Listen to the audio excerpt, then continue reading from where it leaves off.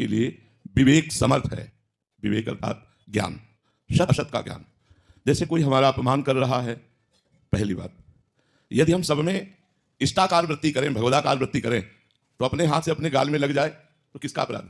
अपनी दांत से जबान कट जाए तो किसका अपराध? ऐसे सब हमारे आत्मस्वरूप हैं। कोई अपमान करता है, उसकी बुद्धि हम मुस्कुरा दिए, चल दिए। सामने यदि हम भगवत स्वरूप देखेंगे तो सह सकते हैं। या दूसरा विवेक, कि हमारे किसी प्रारब्ध का नाश कराने के लिए भगवान प्रतिकूलता, निंदा, अपमान, तिरस्कार ये करवा रहे हैं।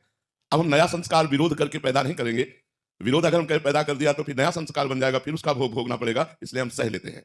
तो दो स्थिति में विवेक हमको सहने की सामर्थ्य देता है, या तो अपमान करने वाले में भगवान को देखना, या अपमान की क्रिया मेरे प्रारब्ध का नाश कराने के लिए भगवान इसके द्वारा करवा रहे हैं, ऐसा।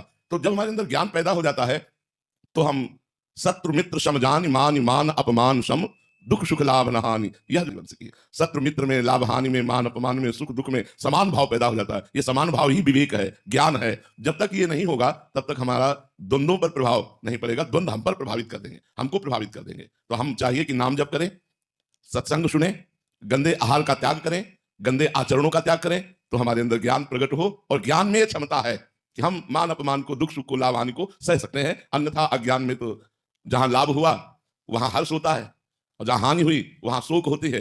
जो स्तुति करे उससे राग होता है, जो निंदा करे उससे द्वेष होता है। तो यही राग, द्वेष, हर्ष, शोक, सुख, दुख, इन्हीं द्वंद्वों में अज्ञानी फंसा रहता है। अगर कोई मुक्त होता है तो अध्यात्मवान ही है, जो इन द्वंद्वों से पराजित नहीं होता, उसे कहते हैं द्वंद्वातीत, द्वंद्वों से अतीत, वो विवेकवान ज्ञानी।